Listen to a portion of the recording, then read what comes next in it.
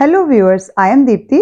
Now I am going to continue with the section B for Chemistry ICSE Class 10 KISA preparatory paper. So come along with me, solve these questions. Question number 4. Part 1 is the following questions relate to the extraction of aluminium, means metallurgy. Name the chemical used in the concentration of ore. And we all know that this chemical is concentrated solution of sodium hydroxide. So this is NaOH. In first part, answer is concentrated solution of NaOH. आपको पूरा formula नहीं लिखना, सिर्फ आपको पूरा नाम लिखना है इसका. NaOH आप पूरा लिखिए क्योंकि उसने केमिकल बोला है, तो आप पूरा सोडियम हाइड्रोक्साइड लिखेंगे. Second, a layer of powdered coke is sprinkled over the electrolytic mixture and give reason. Give reason why we sprinkle. So, prevent burning of carbon electrodes. At the same time, minimizes the heat loss by radiation. Heat loss के 3 method है, उनमें से radiation से रोकने के लिए हम उसके ऊपर कोक को, पाउडर्ड कोक को स्प्रिंकल करते हैं. इन second part 35 gram of gas form, तो हमें इतनी वहां पर गैस का वेट दिया हुआ है. In second part weight of gas is 35 gram. Forms 15,000 centimeter cube of vapor. It means volume of gas is 15,000 centimeter cube at STP. Calculate the molecular weight. तो हमने molecular weight को निकालना है. And we know the formula for this. It is, हम ऊपर क्या ले लेते हैं, weight of the gas which is given divided by molecular weight is equal to जो हमें गैस की वॉल्यूम दी हुई है, volume given of the gas, लेकिन हमें किस में लेने हैं यहाँ पर, लीटर में, या फिर हम नीचे 22.4 जो लिखते हैं उसको भी हम सेंटीमीटर क्यूब में कन्वर्ट कर लेंगे मल्टीप्लाइंग विद 1000, तो इट बिकम 22400. अब यहाँ पर इसमें से क्या क्या चीजें हमें गिवन है, ये फॉर्मूला मैंने आपके साथ अपनी मोल कॉन्सेप्ट वाली वीडियो पार्ट 1 में बहुत अच्छे से पूरा एक्सप्लेन करके डिस्कस किया है. This weight is 35 gram and molecular weight हमने बताना है, तो इसको हम अभी m वेट लिख के छोड़ देंगे, is equal to volume of the gas is 15,000 and divided by 22400. So for calculation आपको पता ही है, मॉलिक्यूलर वेट के लिए हमने जिसको कैलकुलेट करना है उसके अपोजिट क्रिस क्रॉस को हम ले लेंगे, 35 इंटू 224 एंड डिवाइडेड बाय 150. आप इसको कैलकुलेट करोगे तो आपके पास क्या आ जाएगा, 35 इंटू ऊपर हमने 224 को रखना है और नीचे इसको, it becomes 52.26 gram. So this is the answer. और ये फॉर्मूला आपका बहुत इंपॉर्टेंट मोल कंसेप्ट का फॉर्मूला है. किसी भी ऐसे क्वेश्चन के अंदर जिसके अंदर आपको इनमें से कोई 2 पैरामीटर दिए हैं, तीसरा आपको निकालना है, क्योंकि ये तो हमें पता ही है एसटीपी पे 22.4 लीटर या डीएम क्यूब होती है, और यहाँ पर क्योंकि सेंटीमीटर क्यूब में गिवन है इसलिए हमने 1000 से मल्टीप्लाई किया है. This formula is very important, और इस पे बेस्ड मैंने बहुत सारे न्यूमेरिकल सॉल्व किए हैं अपनी मोल कॉन्सेप्ट वाली वीडियो में. In third part, write the balanced chemical equation for each of the following. And the first is action of concentrated sulfuric acid on sodium nitrate. So first of all, sodium nitrate NaNO3. Then concentrated sulfuric acid के लिए हमें नीचे concentrated लिखना है. And action of concentrated sulphuric acid. So इसमें हम temperature कितना लेते हैं, लेस देन 200 डिग्री का टेम्परेचर आ जाएगा. इधर से Na और SO4 है, लेकिन क्योंकि टेम्परेचर कम है तो NaHSO4 सोडियम बाइसल्फेट बनेगा along with नाइट्रिक एसिड, यहाँ पर HNO3 फॉर्म हो जाएगा. तो यहाँ पर आपके पास ये बैलेंस्ड केमिकल इक्वेशन हो जाएगी. Next is catalytic oxidation of ammonia. Ammonia का कैटालिटिक ऑक्सीडेशन, ये बहुत फ्रीक्वेंटली पूछा जाने वाला क्वेश्चन है. NH3 तो है ही है अमोनिया. कैटालिटिक ऑक्सीडेशन मींस अब इसका ऑक्सीजन के साथ रिएक्शन करवाएंगे और इसमें प्रोडक्ट क्या फॉर्म होगा. इसमें हमें इक्वेशन पे जो कंडीशंस है वो जरूर लिखनी है. प्लैटिनम यूज हो रहा है इसके अंदर और temperature is 800 degree Celsius. So the product form here is NO, nitric oxide plus water and then heat. So for balancing we have to balance this oxygen first. So here 4 NH3 and 5 O2. So for balancing we have to place 4 here also. Now in C part, dehydration of 1,2-dibromoethane. 1,2-dibromoethane means CH2Br है, CH2Br है, 1,2-डाइब्रोमोइथेन हो गया. अब इसकी हमने क्या करनी है, डिहाइड्रोहेलोजनेशन मींस कि हेलोजन को हटा देना है, डिहाइड्रोहेलोजनेशन. इसको करने के लिए हम 2KOH लेंगे, इट मीन्स हम इसकी बॉइलिंग करेंगे और हमारे पास आ जाएगा। अब इसके ऊपर सिर्फ एरो के ऊपर बॉयल भी लिख देंगे तब भी ठीक है। हमारे पास क्या बनेगा मेन आपने ये देखना है। उसने तो बोल दिया 1,2 डाइब्रोमोइथेन विद एल्कोहलिक पोटेशियम हाइड्रोक्साइड, तो यहाँ पर आप एल्कोहलिक ले रहे हैं, ये भी आप मेंशन कर देंगे और बॉयल कर रहे हैं। अब बनेगा क्या इस केस में, इनके बीच में ट्रिपल बॉन्ड फॉर्म हो जाएगा, तो C ट्रिपल बॉन्ड C, यानी कि इथेन था और इथाइन फॉर्म हो जाएगा, तो C ट्रिपल बॉन्ड C है। H एक तो बचेगा क्योंकि 4 होता है इसके साथ में, और साथ में हमारे पास ये जो Br हमने लिया वो अलग हो जाएगा। अब K भी है यहाँ पर, तो इट मीन्स ये KBr पोटेशियम ब्रोमाइड अलग हो जाएगा और साथ में वाटर। बैलेंस करने के लिए आपको दोनों जगहों पर वाटर में भी और KBr में भी 2 लगाना पड़ेगा, तभी ये इक्वेशन आपकी बैलेंस होगी और इसमें बैलेंस्ड इक्वेशन का ही आपको 1 मार्क पूरा मिलेगा। Now in fourth part with respect to contact process answer the following. तो first question is catalyst used in the contact tower. तो catalyst आप सबको पता है, it is vanadium pentoxide और you can also say V2O5 और you can also say platinum भी हम इसमें यूज कर सकते हैं। Next is temperature of the reaction in the contact tower, तो temperature is 450 to 500 degree Celsius, इतना हम टेम्परेचर ले लेंगे इसके अंदर। Next is balance equation for the formation of pyrosulphuric acid, pyrosulphuric acid is oleum, तो वो उसको हमने कैसे बना लेना है यहाँ पर, तो हम इसके लिए क्या लेते हैं, सल्फर ट्राइऑक्साइड जो हमारा बना है SO3 को हमने लेना है, प्लस इसी में हम थोड़ा सा सल्फ्यूरिक एसिड डालेंगे and it will become H2S2O7, it means oleum जिसको हम बोलते हैं या फिर पायरोसल्फ्यूरिक एसिड। तो यहाँ पर आपकी ये रिएक्शन आपने देनी है और बैलेंसिंग के लिए भी इसको चेक कर लेना है कि इसमें बैलेंस करना है, जैसे यहाँ पर S के 2 हो गए, O के 7 हो गए, सेम ये बैलेंस्ड ही है H2S2O7।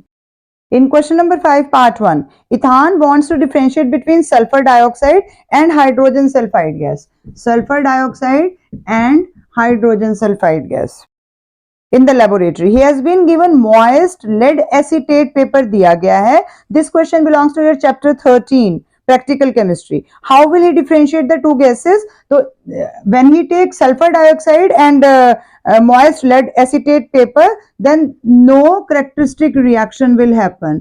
अगर कुछ खास नहीं होगा तो वो हमने SO2 लिया है, और अगर इसमें पेपर जो लिया गया है, पेपर टर्न्स सिल्वरी ब्लैक हो जाएगा, सिल्वरी ब्लैक, और you can say black colour का हो जाएगा, then it is H2S gas. Next is what is the order of hydrogen sulphide gas, what is the order of this gas, it has rotten egg smell, तो rotten egg की smell आती है इसमें से, ये इसका ऑर्डर है। In second, ये फर्स्ट पार्ट था, in second part name the alloy which is having the following metals as its main component, तो हमें एलॉय का नाम देना है। एल्यूमिनियम को यूज करके मेन एलॉय हम कौन सा ले सकते हैं, ड्यूरेलुमिन, और आयरन को यूज करके सबसे ज्यादा किसमें यूज हो रहा है, कौन सा एलॉय है, स्टेनलेस स्टील, तो आपको उसका नाम देना है, सिर्फ एलॉय का नाम देना है। In third part Danny takes a white powdered salt, W लिया गया है in a test tube, W हमें सिर्फ अभी एक फेक नाम दिया उसको, on heating it produces a buff yellow residue, अगर हम इसको हीट कर रहे हैं तो हमें येलो कलर मिल रहा है, तो येलो से आपको पता चल रहा होगा कि यहाँ लेड का कुछ होने वाला है।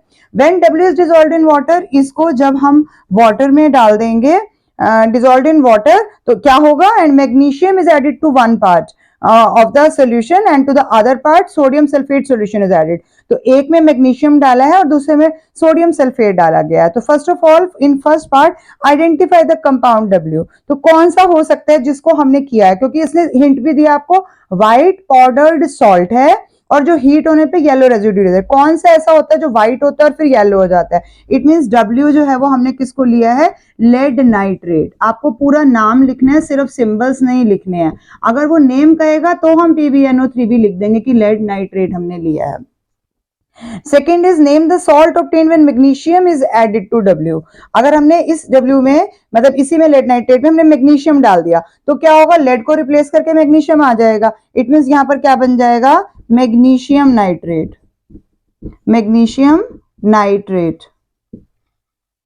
नाइट्रेट की वैलेंसी NO3 क्या होती है, 1- होती है, तो HNO3 के साथ हम उसको चेक कर सकते हैं, तो लेड की 2 होती है, तो यहाँ पर जब भी हम लेड लेंगे तो NO3 के साथ हमें यहाँ पर 2 लगाना पड़ेगा। मैग्नीशियम के भी सेम रहेगा, अगर हमें नाम लेना है इसमें अंदर तो MgNO3, क्योंकि मैग्नीशियम की वैलेंसी 2 है और नाइट्रेट की 1 होती है, HNO3 नाइट्रेट की यहाँ पर 1 आ जाएगी। तो ये क्रिस क्रॉस करेंगे तो MgNO3 ट्वाइस आ जाएगा। हालांकि आपने ये नहीं यूज करना है, आपने पूरा नाम देना है, नेम द सॉल्ट में नाम देना है आपने। C write the formula of precipitate obtained. अब यहाँ पर फॉर्मूला मांगा गया, precipitate obtained when W is treated with sodium sulphate. Sodium sulphate के साथ यानी Na2SO4 के साथ आप कर रहे हैं तो कौन सा प्रेसिपिटेट बन जाएगा? तो आपके पास लेड तो ऑलरेडी है ही है, तो लेड के साथ PbSO4 लेड सल्फेट। अब यहाँ here you can use the formula. In fourth part, state scientific reasons for each of the following statement. First is alkenes are known as olefins. क्यों कहते हैं alkenes को olefins? Because they have a tendency to make oily products. On treatment with halogens तो oil निकलता है, तो इसीलिए इनको olefins कहते हैं। In B, laboratory preparation of alkanes from sodium acetate is called as decarboxylation. क्यों कहते हैं D मतलब हमने क्यों लगाया? Decarboxylation means elimination of carbon dioxide molecule from carboxylic acid. In C part, in catalytic oxidation of ammonia, the platinum continues to glow even after the heating is discontinued. हमने heating हटा दिया है लेकिन platinum अभी भी glow कर रहा है। ऐसा कब हो सकता है? Because the reaction is exothermic. Coming to question number 6, name the following. The main ore of iron. The main ore is hematite. The ore of aluminium containing sodium, it is cryolite. It means sodium aluminium fluoride, Na3Al(F6). In second part, state one observation in each of the following. Concentrated hydrochloric acid is added to magnesium dioxide.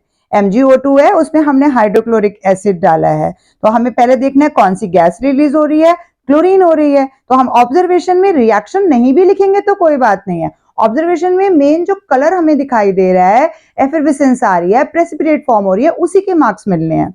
So here this is greenish yellow chlorine gas is formed is the exact observation for this reaction. Next is hydrogen chloride gas is passed through silver nitrate solution. Silver nitrate solution. So here curdy white precipitate of silver chloride is formed. तो basically precipitate का color वो insoluble है, soluble है, gas evolve हो रही है, ये सब observations आपने देनी है। In first part greenish yellow chlorine gas is evolved. In second curdy white precipitate of silver chloride is formed. In third part acidified water is electrolyzed using platinum electrode. तो electrolysis chapter आपने किया है। At which electrode does hydrogen gas get released? तो hydrogen कहां पर बन रही है? At the cathode. In B part, the current is passed for a prolonged period of time before collecting the gas. Why? For accurate comparison and saturation of gases, current is passed for a prolonged period of time. In C part, write the reaction that takes place at anode. तो anode पे क्या हो रहा है? OH minus है, minus electron हो जाएगा। It means आपके पास फॉर्म क्या हो जाएगा? यहाँ पे OH फॉर्म हो जाएगा और इसको हम 4 से मल्टीप्लाई कर रहेंगे क्योंकि हमारे को बैलेंसिंग के लिए यहाँ पर क्या चाहिए? कैथोड पे हमारे को हाइड्रोजन गैस इवॉल्व करवानी है। तो अब यहाँ पर क्या हो जाएगा? 4 से मल्टीप्लाई करते ही 4H हो जाएगा, यहाँ पे 4 हाइड्रोक्सिल हो जाएंगे, 4OH आ जाएगा। इट मींस यहाँ इस साइड हमारे 2H2O 2 वाटर के मॉलिक्यूल्स फॉर्म हो जाएंगे अलोंग विद ऑक्सीजन, जो कि हमें इवॉल्व होनी है एनोड पे। तो एनोड पे ऑक्सीजन हो जाएगी और कैथोड पे अभी हमने देखा हाइड्रोजन गैस इवॉल्व हो जाएगी। तो वाटर की इलेक्ट्रोलिसिस करेंगे तो हाइड्रोजन और ऑक्सीजन ही बनने वाली है।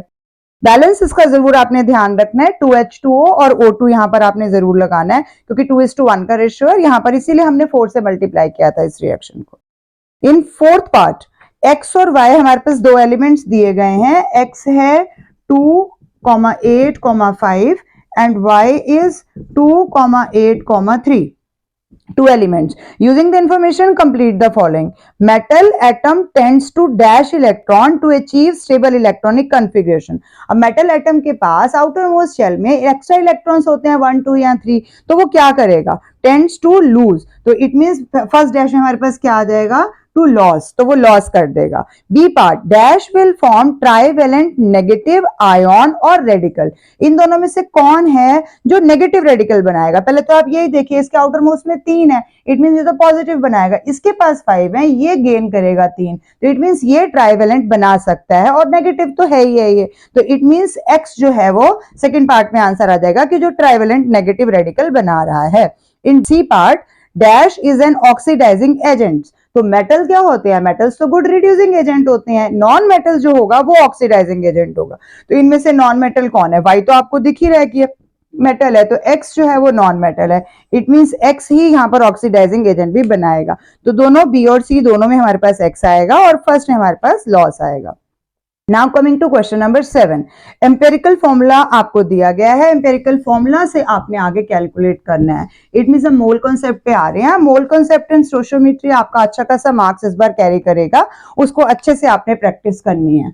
सारे तरह के न्यूमेरिकल्स आप अच्छे से प्रैक्टिस कीजिए। In first part, empirical formula of an organic compound is CHCl2.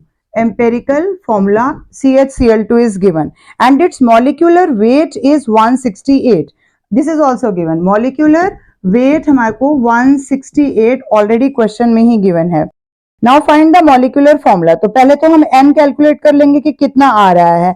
तो n आने से पहले हमारे को एम्पेरिकल फॉर्मूला का वेट पता होना चाहिए। तो एम्पेरिकल फॉर्मूला का वेट कैलकुलेट करने के लिए हमें इनको कैलकुलेट करना है। तो कार्बन के लिए हम क्या ले लेंगे 12 + 1, हाइड्रोजन के लिए क्लोरीन का 35.5 होता है मल्टीप्लाइड विद 2, तो 12 + 1 is 13 and this is 71, it means it becomes 84U। अब 84 है, यहां से हमारे पास n आ जाएगा, क्या करते हैं हम molecular weight and divided by empirical formula wait. तो मॉलिक्यूलर वेट हमारे पास 168 है एंड एम्पेरिकल फॉर्मूला इज 84, तो अगर आप इसको करेंगे तो ये 2 पे आ जाएगा, तो n हमारे पास 2 आ गया। क्या कैलकुलेट करना है, molecular formula. Molecular formula calculate करने के लिए इसके आगे हम क्या लगा देंगे 2, इट मींस 2 आना है, ऐड करना है हमने C2H2 एंड Cl4, ये आपका हर जगह पर 2 2 और यहाँ पर 4 हो जाएगा। तो इट मींस ये हमारा यहाँ पर मॉलिक्यूलर फॉर्मूला आ गया। Now next is Joel prepared a solution R that has pH 7। तो pH 7 आपको मालूम है क्या होता है, pH 7 न्यूट्रल होता है, तो यहाँ पर न्यूट्रल हमने लिया है। What will be the effect on the pH on addition of the following? अगर सोडियम हाइड्रोक्साइड डालेंगे, इट मींस NaOH डालेंगे, बेस डालेंगे, तो 7 पे न्यूट्रल होता है, इस तरफ जाएंगे तो एसिडिक होगा, इस तरफ जाएंगे तो बेसिक होगा। बेसिक में 14 तक जाएगा, इस तरफ जाएंगे तो एसिडिक में 0 तक चला जाएगा, 1 तक में भी एसिड ही होता है। तो अब हमने देखना है NaOH डाला, तो NaOH डालेंगे तो हमारा क्या हो जाएगा, उसने बोला पीएच क्या इफेक्ट होगा, तो इट मींस इंक्रीज हो जाएगा, क्योंकि NaOH डाला तो 7 से बड़ा हो जाएगा, इट मींस इंक्रीजिंग साइड में चला जाएगा। नेक्स्ट में एसिडिक सोल्यूशन डाला, एसिडिक में डालेंगे तो आप 7 से डिक्रीज की साइड में आ जाएगा, तो कोई सा भी एसिड अगर हमने लिया है it will decrease the value of neutral solution से वो एसिडिक साइड में शिफ्ट हो जाएगा। In third part, what is the most electronegative element in period 2? तो period 2 में जाएंगे, इलेक्ट्रोनेगेटिविटी चेक करेंगे कि कहां पर होती है। नॉन मेटल्स में इलेक्ट्रोनेगेटिविटी होती है, तो नॉन मेटल्स के एंड में period 2 में चले जाइए, आपके पास एलिमेंट आ जाएगा फ्लोरीन। तो ये एलिमेंट है हमारे पास फ्लोरीन। आपने पूरा नाम लिखना है, सिर्फ F नहीं लिखना। In fourth part, 12.6 gram of copper oxide is obtained on thermal decomposition of copper carbonate. So here copper carbonate thermal decomposition means हमने heat provide किया है and it decomposes to copper oxide and carbon dioxide। carbonate है तो carbon dioxide बननी है। अब इसमें given mass क्या है, 12.6 gram of copper oxide हमारे पास आ रहा है, it is 12.6 gram copper oxide हमारे को obtain हो रहा है। तो first is calculate the following mass of copper carbonate initially taken. कितना मास हमने कॉपर कार्बोनेट का इनिशियली लिया था, तो इसके पहले हमें कैलकुलेट करना पड़ेगा कि अभी कितना है। तो कॉपर का मास आपको गिवन है क्वेश्चन में, इट इज 63.5 प्लस ऑक्सीजन का आपको पता है इट इज 16, तो दोनों को आप प्लस करेंगे तो आपके पास क्या आ जाएगा 79.5। तो ये हमारा कॉपर ऑक्साइड का मास आ गया। एंड कॉपर कार्बोनेट के लिए भी हम अभी ही कैलकुलेट करके रख लेते हैं। कॉपर कार्बोनेट का कितना हो जाएगा 63.5 प्लस कार्बन का 12 प्लस ऑक्सीजन का 16 इंटू 3 48, एंड इसका प्लस करने के बाद हमारे पास आ रहा है 123.5। ठीक है, नाउ कॉपर ऑक्साइड का हमारे को गिवन भी है। अब फर्स्ट पार्ट है mass of copper carbonate initially taken. तो कॉपर कार्बोनेट हमने पहले कितना लिया था, जो दिया है वो हमें LHS की साइड में रखना है। इट मींस हमें कॉपर ऑक्साइड का दिया है तो हम कॉपर ऑक्साइड को पहले रखते हैं एंड देन कॉपर कार्बोनेट हमने कितना लिया था। तो कॉपर ऑक्साइड पहले हमारे पास 79.5 फॉर्म हो रहा है, कब, जब कॉपर कार्बोनेट हमारे पास 123.5 है, और अभी गिवन मास है हमारे पास, इसका मास इज 12.6। तो इस केस में ये कितना हो जाएगा, तो हमें ये कैलकुलेट करना है। तो x इज इक्वल टू आप क्या ले लेंगे, क्रिस क्रॉस कर लेंगे, तो पहले कौन सा मल्टीप्लाई हो जाएगा आपके पास, 12.6 को इसके साथ मल्टीप्लाई करेंगे, 12.6 इंटू 123.5 एंड डिवाइडेड बाय हमारे पास नीचे आ जाएगा 79.5। इस कैलकुलेशन को आप पूरा करेंगे तो 1556.1 divided by 79.5 and after dividing the final value is 19.573. So this is the mass of copper carbonate. In second part, volume of carbon dioxide at STP. This is first part means A part and now coming to B part, volume of carbon dioxide at STP. अब volume के case में हम क्या लेते हैं, अगर आपने मेरा वाला फॉर्मूला करना है तो उसी से हम कर लेते हैं, नहीं तो यूनिटरी मेथड से भी ये हो जाएगा, बट अदरवाइज हम क्या करते हैं, जो मास हमें दिया गया है it means given mass and divided by molecular mass is equal to volume and 22.4। अब क्या क्या गिवन है इसके अंदर, गिवन मास हमारे क्वेश्चन में है 12.6 एंड डिवाइडेड बाय हमारे पास अभी कैलकुलेशन के बाद मॉलिक्यूलर मास 79.5, वॉल्यूम हमें कैलकुलेट करनी है एंड दिस इज 22.4। तो it means final value of V कैसे आ जाएगी, हम इन दोनों को मल्टीप्लाई कर देंगे, 12.6 एंड 22.4 एंड डिवाइडेड बाय 79.5। इसकी कैलकुलेशन से हमें मिलेगा 282.24 and divided by 79.5 and the final answer is 3.55 liter। अगर आप राउंड अबाउट कर देते 63.5 को तो 63 लेने पे आपके आंसर्स अलग हो जाते। उस केस में आपके पास यहाँ पर 19.573 के पॉइंट पे 19.617 नियर अबाउट अप्रोक्सीमेटली आ जाता और इस केस में भी वैल्यू आपके पास डिफरेंट हो जाती। बट अभी अगर हम पूरी एक्यूरेट वैल्यू ले 19.573 and 3.55 litre are our final answers. Now coming to question number 8, differentiate between the following on the basis of parameters given in the bracket। So फिर से हम observation based questions पे ही आ रहे हैं। तो first part, ferrous sulphate and ferric chloride using NaOH, sodium hydroxide का solution आपने use करना है। तो फेरस सल्फेट के केस में हमारे पास क्या आएगी, प्रेसिपिटेट दोनों में आएगी, ये तो पता ही है। ऑब्जर्वेशन में आपका एनालिटिक केमिस्ट्री का चैप्टर आपने अच्छे से किया हुआ है, उसी ऑब्जर्वेशन के हिसाब पे, क्योंकि NaOH ही यूज किया तो इतनी आपको पता ही है।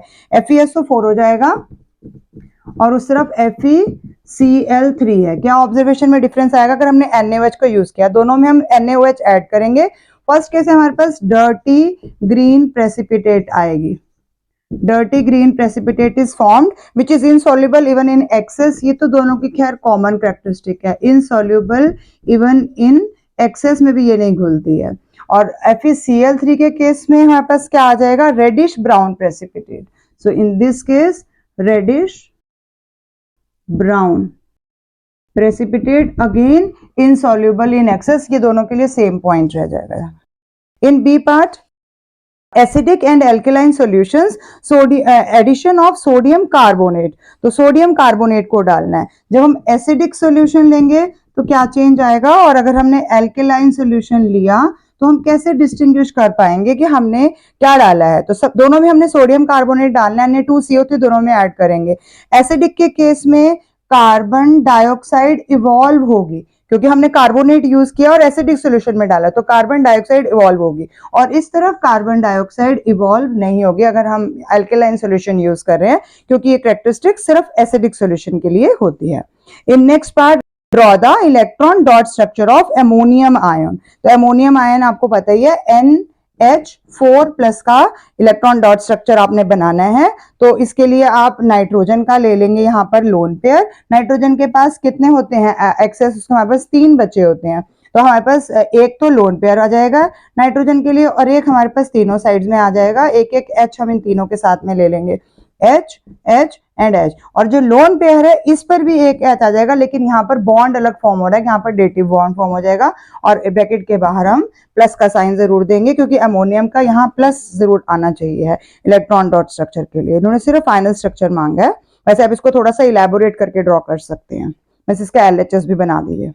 Right the balanced chemical equation for the following, laboratory preparation of ammonia from magnesium nitride. तो मैग्नीशियम नाइट्राइड ये बहुत ही फ्रीक्वेंटली पूछे जाने वाला क्वेश्चन है, मैग्नीशियम नाइट्राइड से बनाना। तो Mg का आपको वैलेंसी पता है 2 होती है और नाइट्राइड की हमारे पास 3 हो जाती है। तो क्या आ जाएगा, Mg3 and N2। Magnesium nitride से हमने बनाना क्या है यहाँ पे, अमोनिया। तो अमोनिया के लिए मैग्नीशियम नाइट्राइड लेंगे, हम इसके अंदर वाटर डालेंगे, वाटर, और आपने अमोनिया बनाना है तो अमोनिया बन जाएगा। साथ में क्या बन जाएगा, magnesium hydroxide plus ammonia. Ammonia gas form हो रही है, बाकी इसको आपको बैलेंस करना पड़ेगा। बैलेंस करने के लिए 6H2O water molecules and 3 magnesium hydroxide के लिए यहाँ पर आपको 2 भी लगाना पड़ेगा। 3 magnesium hydroxide and 2 molecules of ammonia are also found here. Next is conversion of ethyl alcohol to ethyl ethanoate. Ethyl ethanoate is ethyl acetate. Basically ये esterification की ही reaction हो गई। तो क्या लेते हैं हम, अल्कोहल यानी कि C2H5OH इथेनॉल प्लस साथ में आप ओइक एसिड लेंगे तो CH3COOH। हमने एस्टरिफिकेशन के लिए एक अल्कोहल और एक कार्बोक्सिलिक एसिड दोनों को लेना होता है। तो हमने क्या ले लिया, इथाइल अल्कोहल, और इसके साथ हमने ओइक एसिड को ले लिया। नेक्स्ट हमारे पास क्या बन जाएगा, इथेनॉइट यानी कि एसीटेट। तो एसीटेट के लिए क्या हो जाता है, CH3COOC2H5। ये पूरा एस्टर का ही फॉर्मूला है, और साथ में आपके पास इसमें स्टेरिफिकेशन के केस में साथ में वाटर भी बनेगा, तो प्लस H2O आप इसके साथ में सॉल्व कर देंगे। So this is the ester, और you can say acetate formed here. तो एस्टरिफिकेशन की रिएक्शन वैसे भी बहुत इंपॉर्टेंट है, और एरो के ऊपर कंसंट्रेटेड सल्फ्यूरिक एसिड मेंशन करना please don't forget. Concentrated sulphuric acid के बिना रिएक्शन प्रोसीड नहीं करेगी। In C part complete oxidation of ethane. तो इथेन की कंप्लीट ऑक्सीडेशन मींस कैटालिटिक आ गया, कंबस्शन आ गया यहाँ पर। तो it means ethane C2H6 complete oxidation means हमें ऑक्सीजन से जब भी हम इसको बर्न करेंगे या कंबस्शन होगी तो फॉर्म क्या होना है, CO2 प्लस वाटर। ये भी मैंने आपको अपनी वीडियो के अंदर इथेन, इथीन और इथाइन तीनों का कंपैरिजन करा है और उनमें बताया है कि कंबस्शन में क्या क्या डिफरेंस आएगा। तो उसके पहले वाले में देखो, इथेन में जब हमने O2 के साथ कंबस्शन करवाया तो क्योंकि इसने कंप्लीट कंबस्शन किया तो हम डायरेक्टली कार्बन डाइऑक्साइड और वाटर बना देंगे। ऑब्वियसली साथ में हमें हीट का एरो भी बनाना रहेगा क्योंकि हीट इवॉल्व हो रही है। हाँ, इसकी बैलेंसिंग के लिए अगर आप याद रख सकते हो तो याद रख लो, यहाँ पर 2 आएगा, हेयर 7, हेयर कार्बन डाइऑक्साइड के 4 मॉलिक्यूल्स एंड वाटर के 6 प्लस हीट इवॉल्व हो जाएगी। तो कंप्लीट ऑक्सीडेशन हो जाएगी इथेन की, और कार्बन डाइऑक्साइड और वाटर बन रहा है। Next 4 part, identify the following the oxidising electrode. कौन सी होती है जो ऑक्सीडाइजिंग इलेक्ट्रोड होती है, इट मींस जिसको हम एनोड कहते हैं, वहां ऑक्सीडाइजिंग होती है। In second part, the acidic gas produced when sodium sulfide reacts with dilute hydrochloric acid. अब सोडियम सल्फाइड है तो कौन सी गैस रिलीज हो सकती है, H2S, हाइड्रोजन सल्फाइड, जिसमें हमने देखा था रॉटन एग की स्मेल आई थी। In C part, type of acid that does not produce acidic salt. कौन होगा जिसमें एसिडिक सॉल्ट बनेगा ही नहीं, डाइबेसिक में तो बनेगा ही बनेगा। तो कौन से हो सकते हैं, जो मोनोबेसिक हैं। जो मोनोबेसिक हैं उनमें एक ही स्टेप में वो डिकम्पोज हो जाएंगे, सिंगल स्टेप में डिकम्पोजिशन हो जाएगी तो H नहीं बचेगा, इसलिए उनके अंदर हमारे को कोई भी एसिडिक सॉल्ट मिलेगा ही नहीं। तो कोई भी मोनो है, उन्होंने सिर्फ टाइप ऑफ एसिड कहा है तो हम मोनो बेसिक एसिड लिख सकते हैं अपने इसके अंदर। मोनो बेसिक के आगे एसिड लिखना नहीं भूलना आपने। With this I conclude my today's video. Thank you for watching till the end. Keep watching, sharing and subscribe to my channel. Exams are very close. Please press the bell icon so that जो भी video मैं post करूंगी उसका message आपके पास मिल जाए। मुझे अच्छा feel नहीं होता, जो वीडियो मैं अपलोड करती हूँ अगले बार मुझे उसी की रिक्वेस्ट दोबारा मिलती है। देखा करो, पहले सर्च कर लिया करो, उसके बाद रिक्वेस्ट करो, जस्टिफाइड है, उसमें कोई प्रॉब्लम नहीं है। Thank you.